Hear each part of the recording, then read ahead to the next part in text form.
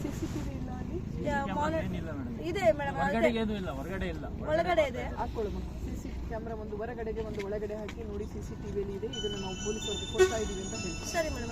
24 hours ಅವರು ಇರೋದಿಲ್ಲ,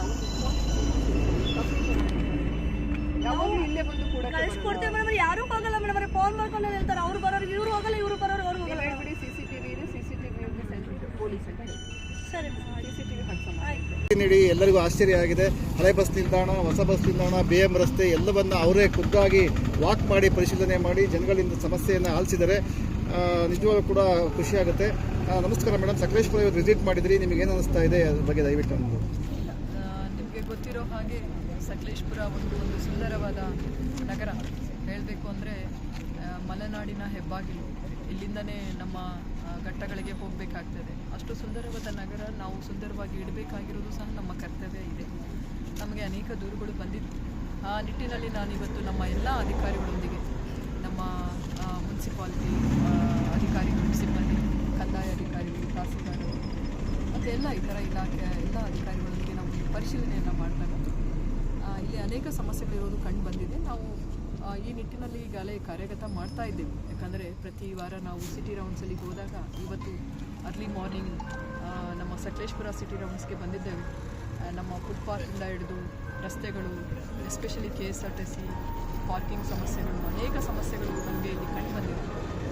ಒಂದು ಸಭೆಯನ್ನು ನಡೆಸಿ ಖಂಡಿತ ಈ ಎಲ್ಲ ಸಮಸ್ಯೆಗಳಿಗೆ ಒಂದು ಪರಿಹಾರ ಇದ್ದೇ ಇರುತ್ತೆ, ಅದನ್ನು ನಾವು ಕಂಡುಕೊಳ್ತೀವಿ ಅಂತ ಹೇಳಿ. ಈಗ ನೀವು ಈ ಫುಟ್ಪಾತ್ ಎಲ್ಲ ಕಂಪ್ಲೀಟ್ ಒತ್ತುವರಿಯಾಗಿತ್ತು.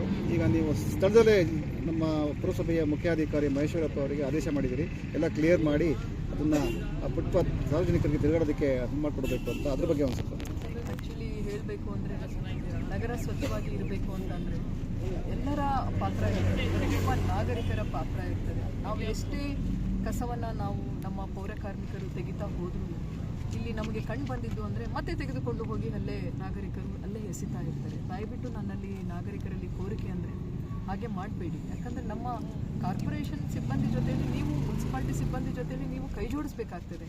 ಕಸವನ್ನು ಎಲ್ಲಂದರೆ ಅಲ್ಲೇ ಎಸೆಯೋದು.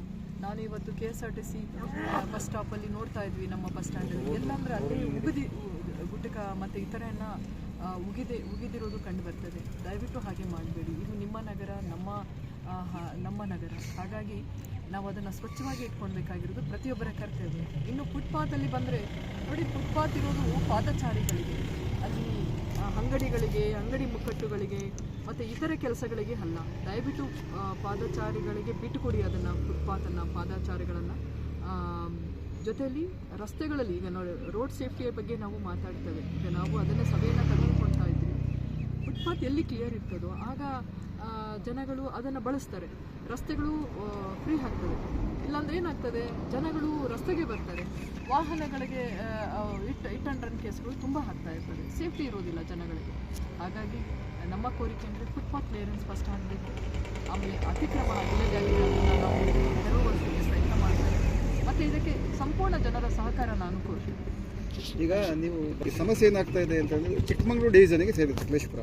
ಹಾಸನ ಡಿವಿಷನಲ್ಲಿ ಹಿಂದೆ ಇತ್ತು, ಈಗ ಚಿಕ್ಕಮಗಳೂರು ಡಿವಿಷನ್ಗೆ ಸೇರಿರೋದ್ರಿಂದ ಮತ್ತೆ ಪುನಃ ಹಾಸನ ಡಿವಿಷನ್ಗೆ ಸೇರಬೇಕು ಅಂತಕ್ಕಂಥ ಡಿಮ್ಯಾಂಡ್ ತುಂಬಾ ಇದೆ ತುಂಬ ವರ್ಷಗಳಿಂದ. ಮಾನ್ಯ ಜಿಲ್ಲಾಧಿಕಾರಿಗಳು ಇದ್ರ ಬಗ್ಗೆ ಸರ್ಕಾರದ ಗಮನ ತಗೊಬಂದು ಇದೊಂದು ಹಾಸನ ಡಿವಿಷನ್ಗೆ ನೀವು ಸೇರಿಸಿದರೆ ಸಮಸ್ಯೆ ಸಾಕಷ್ಟು ಬಗೆಹರಿಯುತ್ತೆ.